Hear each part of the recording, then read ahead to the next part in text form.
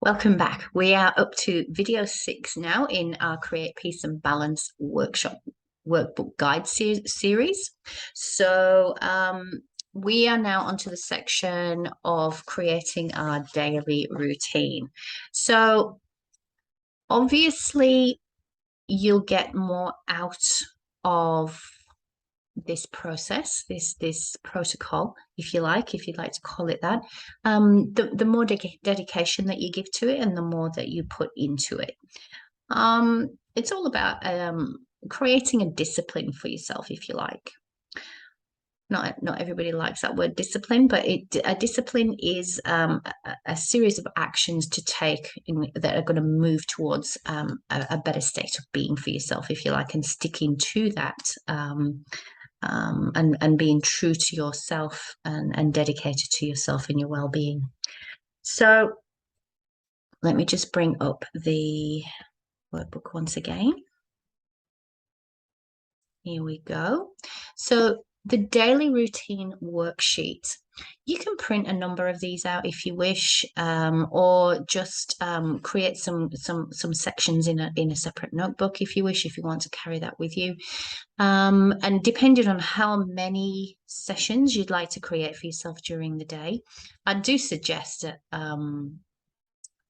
morning and evening to start with, and if you do find yourself having the time during the day to maybe create one during the middle of the day as well, just to track how you're going, to track your progress and how you're thinking and feeling, and how that might be changing over a period of time.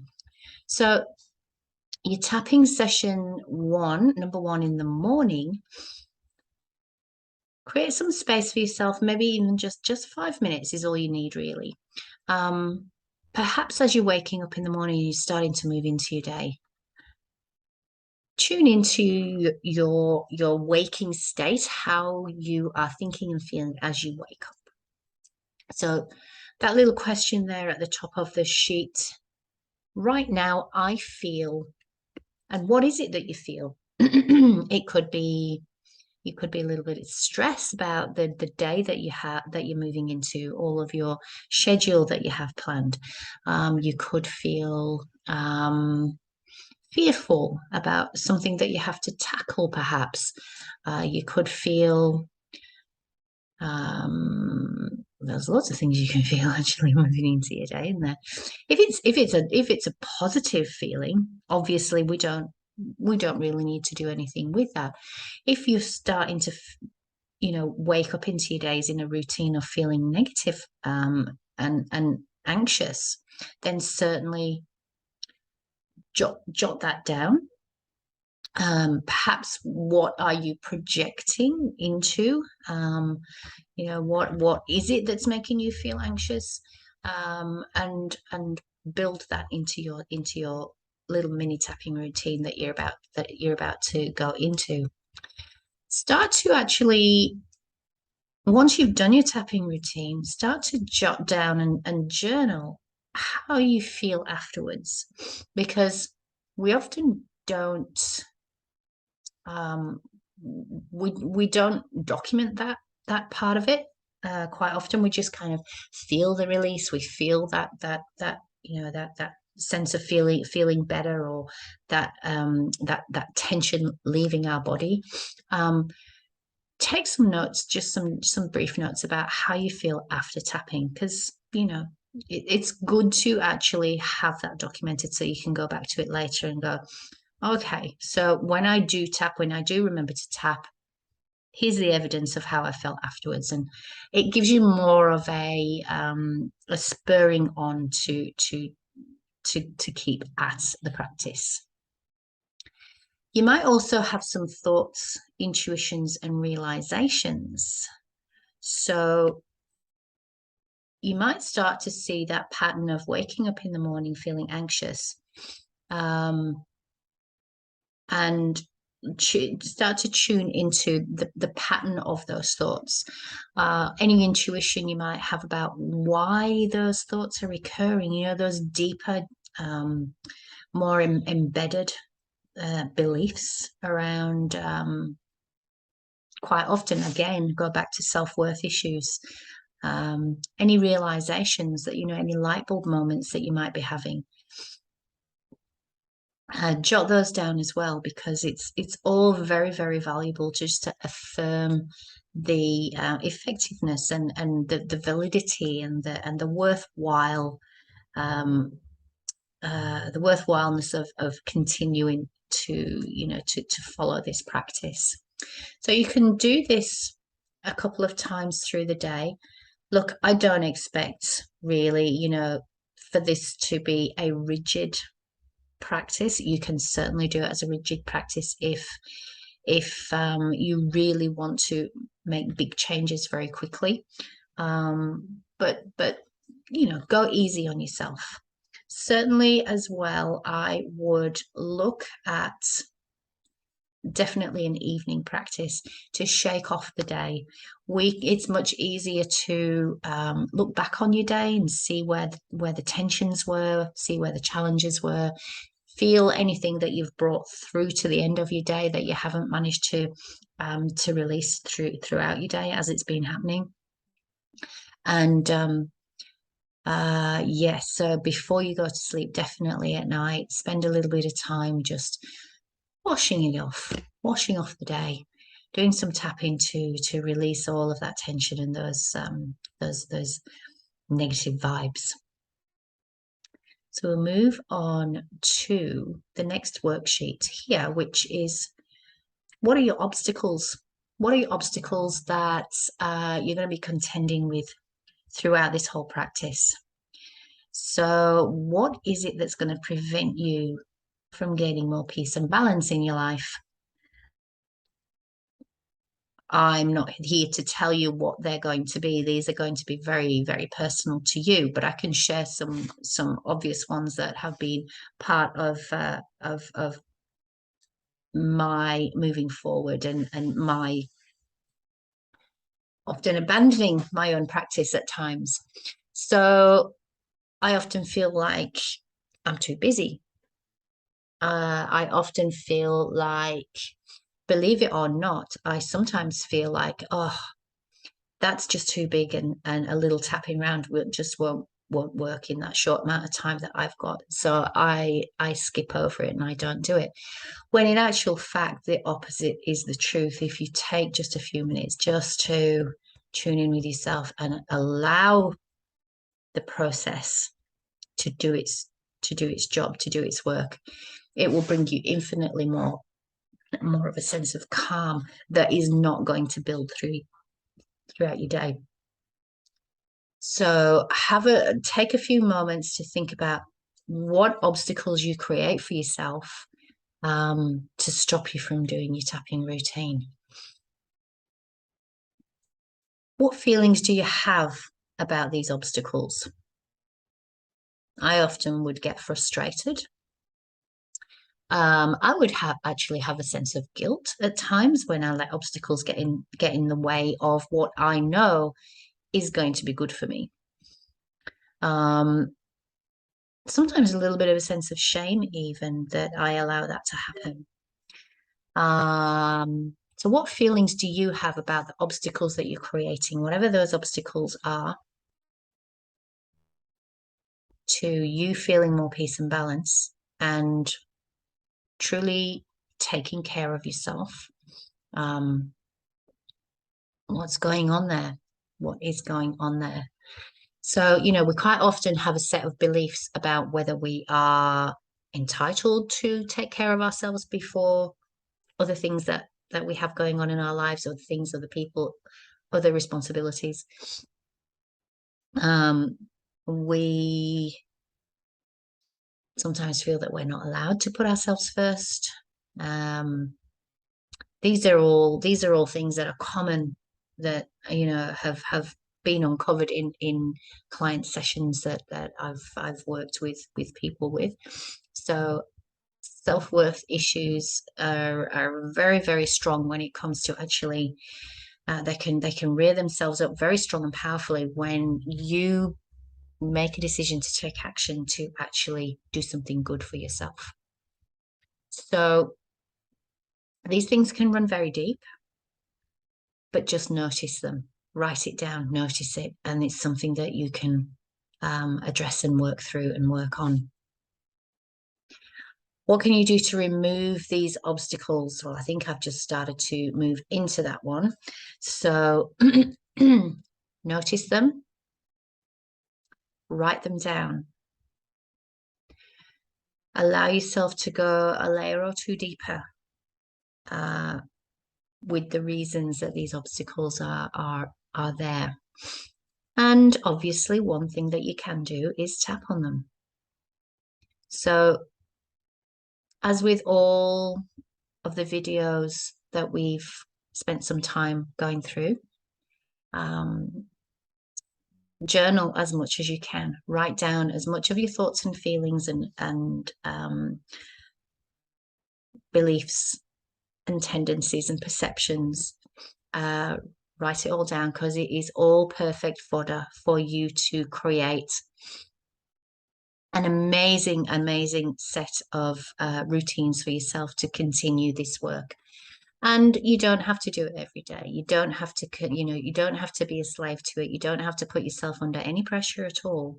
But once you start to remove some of these barriers and these beliefs around putting yourself first, taking good care of yourself, your well-being, some of these things will start to slip away.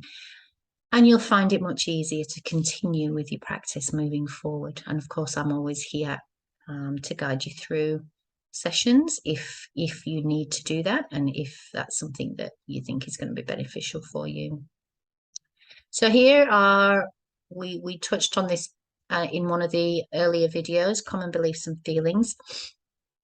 If you're at the point where you haven't yet started your list and you've started diving into your common thoughts and feelings, you can start with this. So a lot of these are quite typical, quite common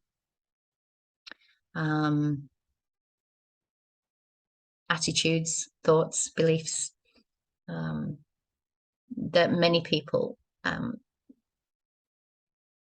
live with every day, experience every day. So I'm always stressed. I'm stressed. I'm always stressed. Are you always stressed? You can question some of these. Are you always stressed? Or are you sometimes stressed? Sometimes it feels like you're always stressed, but there could be moments in the day where you feel some release and relax. I'm angry. I'm impatient, frustrated. These are things that can come up intermittently. You can start to feel yourself moving into a more of a permanent state of some of these things. It feels like it. But again, create a routine to challenge these perceptions. I'm not good enough. That's a biggie. And that can filter into many areas of life, many areas. I get confused, can't decide, fearful, afraid, scared. These few here, I get confused and can't decide, are very much linked to stress and anxiety. The frontal cortex of the brain gets impacted under high stress and anxiety. Habitual self-criticism. Yeah, catch yourself in that. Definitely catch yourself in that and question that. I'm worthless. You're certainly not. It's a big one to work on. Can never live up to expectations. Again, that's another version of I'm not good enough, not worthy, not enough time. There's always enough time. 5 minutes, sitting on the bus, sitting in the bathroom, waiting for the kettle to boil. 5 minutes is all you need. I'm sad, overwhelmed. I'm not important. And my opinion's not valid.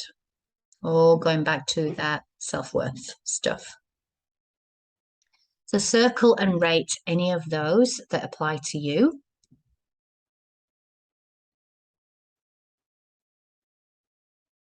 The car's starting up. And you can use the next page to make notes about, any other thoughts and feelings that may be triggered through this list that may come up that it reminds you of something else that's going on for you. So EFT is your emotional power tool to move quickly and easily through these issues through your day. So we're coming to the end of this workbook guide, and I'd like to just run through this after session care. So continuing to nurture yourself through these routines. So it's important to nurture yourself after or between your EFT sessions. Excuse me. So whether your sessions with a practitioner or whether you're practicing by yourself. So you're shifting energy when you're using EFT. So it's very important to, if you're able to, if you've done a big session, to be gentle on yourself and rest after your session. If you've done a session with a practitioner, certainly do try to rest afterwards, because I would imagine that you would have a big shift. Moving energy is tiring, and you'll be experiencing release through your body, and your body will need to adjust to its new state of being.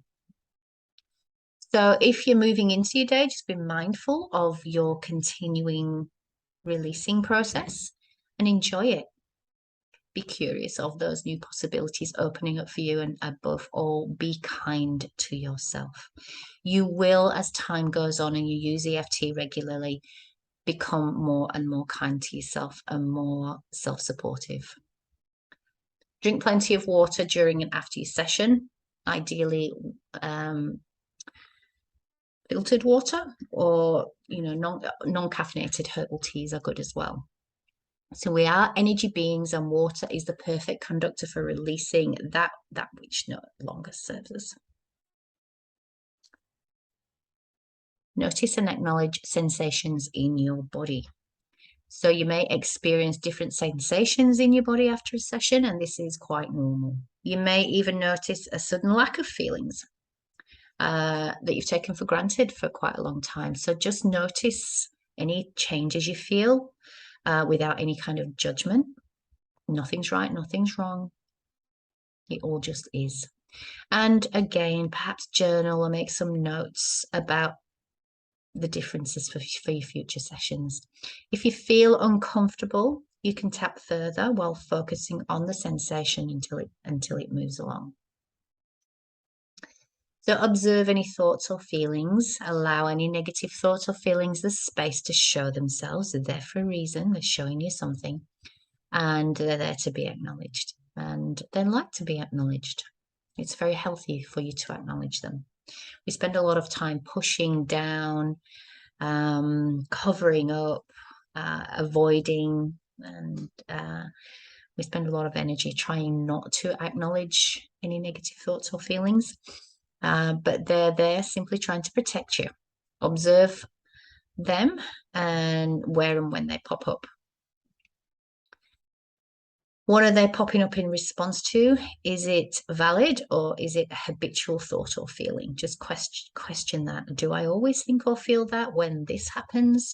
Is it true? Is this what I really feel, or can I choose to respond differently? Tap on it if you need to, and remember that you're always in control.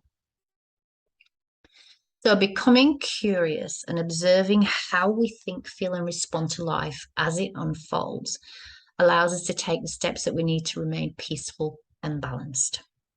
Over time, this will become our natural state of being.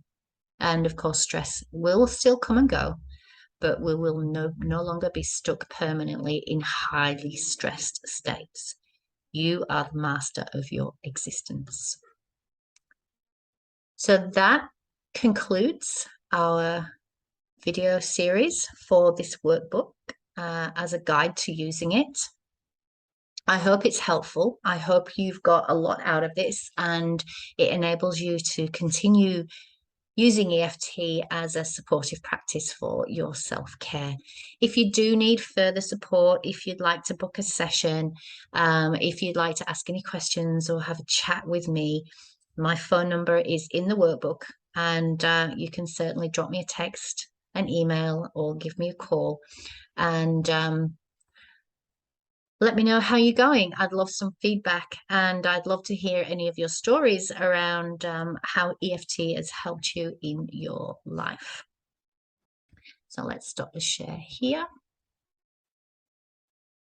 So thank you very much for your time and your enthusiasm and taking part in using this workbook and working out routines for yourself and a solid self-care plan. As I said, please let me know how you go. I'd love to hear from you.